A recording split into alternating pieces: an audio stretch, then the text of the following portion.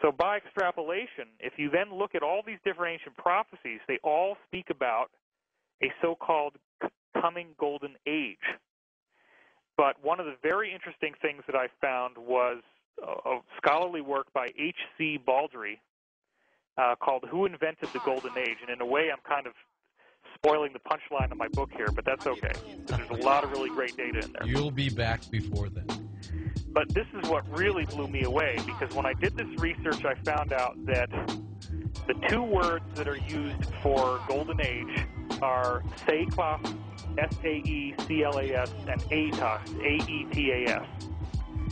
Well, it turns out that to call it a golden age is actually a mistranslation that was only introduced by the Romans. And that prior to that point, these words had a different meaning that did not mean age. The original meaning, and get a load of this, I mean, I couldn't believe it when I heard this.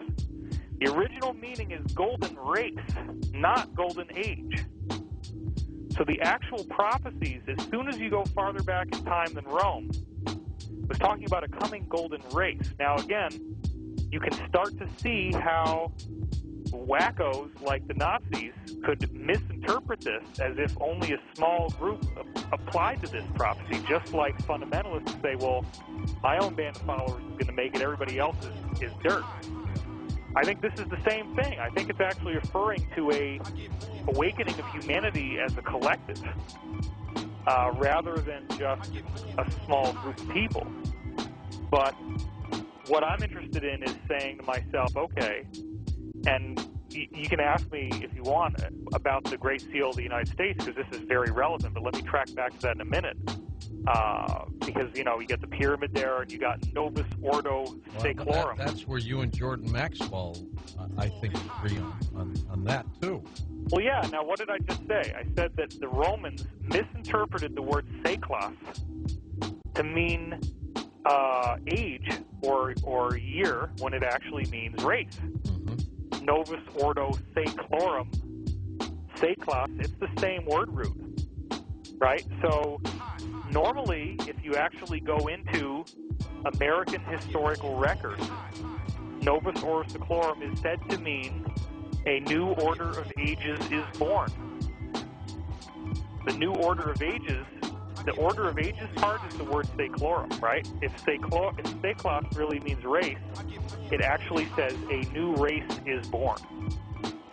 Now that blew me away.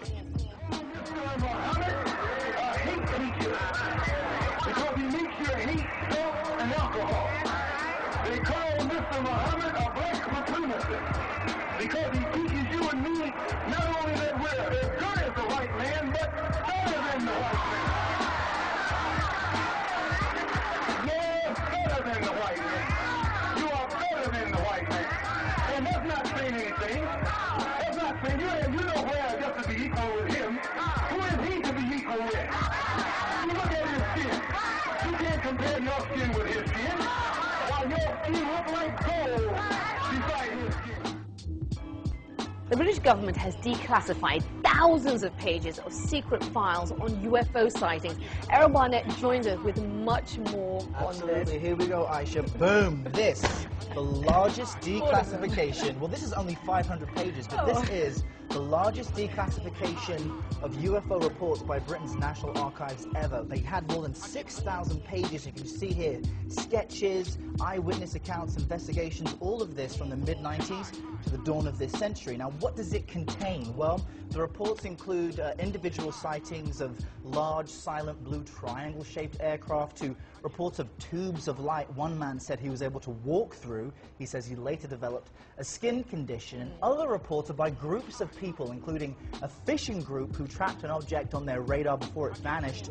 Even police officers in England caught a UFO on video at the same time that the Royal Air Force detected an unidentified blip on their radar, but that was later identified as stars and bright planets, attributing the blip to a, quote, permanent echo created by a church spire. Hello? Okay, it also finds that the standard UFO descriptions change from a saucer disk to a more triangular shape over time. So it's a very comprehensive and detailed report, and this is just 500 pages of it. Yeah, they've been cited all over the place, and I saw some people describing them as a kind of Toblerone. Yeah. The chocolate bar. Chocolate, Swiss chocolate. Yeah, which kind of made me laugh. But anyway, does this report, from everything you've read, do you feel it kind of, puts people's mind at ease, put them at rest, or does it just fan, the flames of speculation, so to speak? Well, both, actually. This is the most popular story on CNN.com right now. When we look through the more than 500 comments, people are split down the middle from those who do and don't believe that we've been visited by extraterrestrial life. Now, in the past, many of these sightings, though, they've turned out to be secret government tests of aircraft. Remember the stealth bomber, for example. At the same time, fictitious programs and movies like Star Trek and Star Wars, they really capture the imagination of millions of people who want to believe. So you can read, if you're interested, this massive report for yourself. We have 500 pages for you, if you like. It's a lot, and they actually have it in downloadable bits of a few hundred pages or so. And I'm going to, as soon as I leave you, tweet the link to viewers, so perhaps maybe one of our viewers will find, the smoking gun in this report. But really, this is kind of a report to kind of open up the documents and the investigations. But there was one incident where there were some near misses, where a British Airways pilot and a cabin crew saw an identified object, and the investigation was unconclusive or inconclusive. So it's just more of the same. Yeah, wow. I thought you were going to say, as soon as you leave me, you're going to set about reading all 500 pages. Absolutely. Then after you... The fourth eclogue was then quoted from by the Founding Fathers. So somehow, the Founding Fathers of the United States of America quoted from this religious text that was channeled by this crazy lady called the Sybil of Cumae, who was basically getting high off of volcanic gas and then going into this state where she would utter prophecies like Nostradamus that were very, very accurate. These prophecies literally speak of, now this is what blows me away so much, and this is the big punchline, really.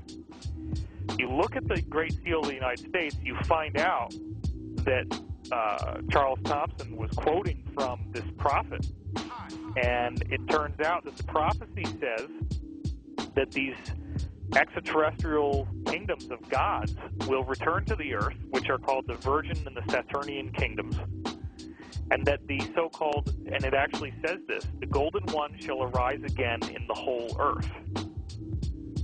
Now, to me, if you step back, I was gobsmacked when I found out that my country, the United States of America, secretly encoded on the back of the dollar bill a pyramid with an eye in the triangle on the top. And that on the top it says Annuit Septis, again meaning the great year begins, whatever that means, the beginning of something new. Novus Ordo Seclorum on the bottom, which is a direct quote that says that this thing is going to happen to the earth where these gods return and where people become golden in some way, where they actually transform. And it describes a monumental shift.